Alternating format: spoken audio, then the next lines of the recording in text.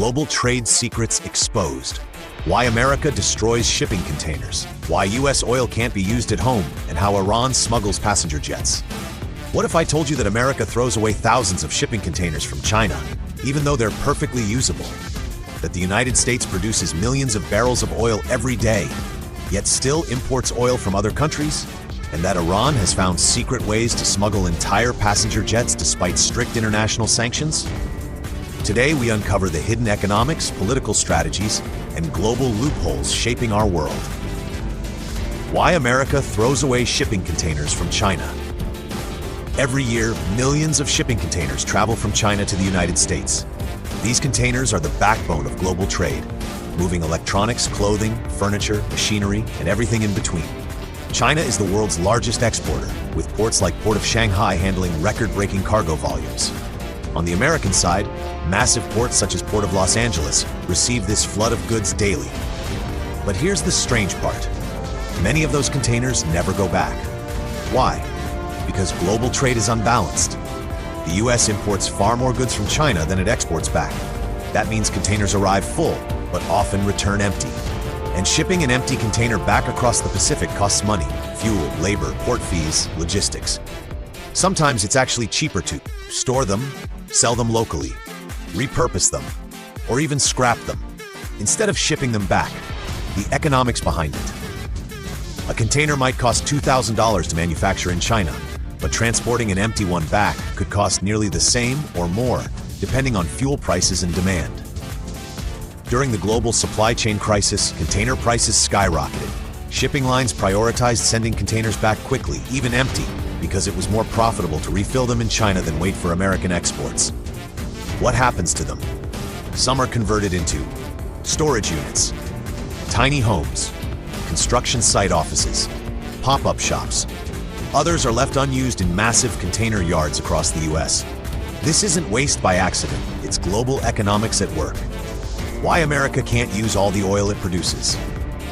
The United States is one of the world's largest oil producers, thanks largely to the shale revolution. Companies like ExxonMobil and Chevron Corporation helped expand production in regions like Texas and North Dakota. So here's the big question. If America produces so much oil, why does it still import oil?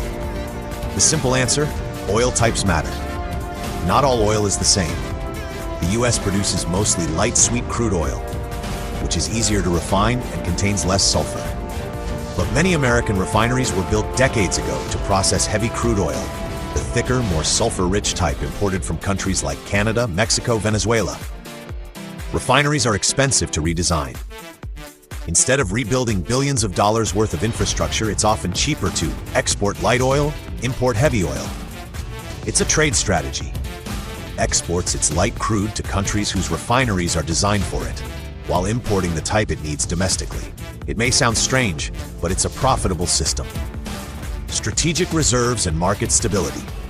The US Department of Energy also maintains the Strategic Petroleum Reserve to manage emergencies and stabilize markets. Oil markets operate globally. Even if America produced 100% of its oil needs, prices would still depend on global supply and demand. Energy independence doesn't mean isolation. It means strategic participation in a global market. How Iran smuggles entire passenger jets. Now comes the most surprising part. Iran has faced heavy sanctions from the United States and European nations for years. These sanctions restrict the country from buying aircraft and aviation parts from major manufacturers like Boeing and Airbus. Yet somehow, Iran still acquires aircraft. How? The loophole strategy. Third-party countries. Iran often purchases aircraft through intermediary nations with looser oversight. Private brokers and shell companies. Aircraft are sometimes sold to companies in other countries, then quietly transferred.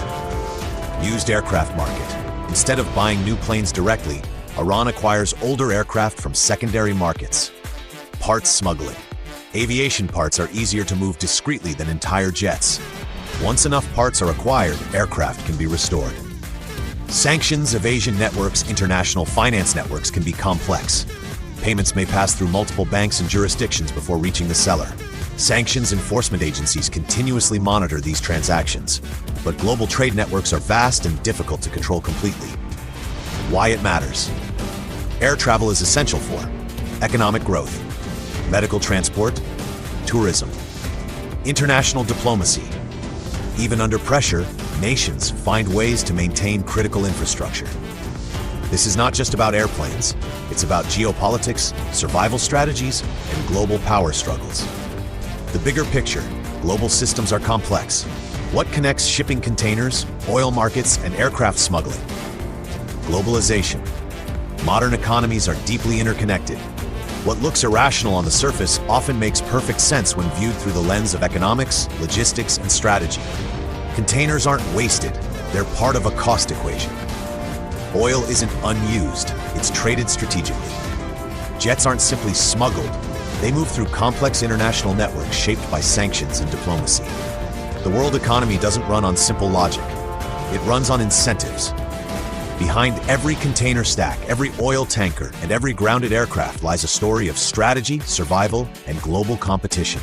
Understanding these systems helps us see beyond headlines, into the mechanics that truly shape our world.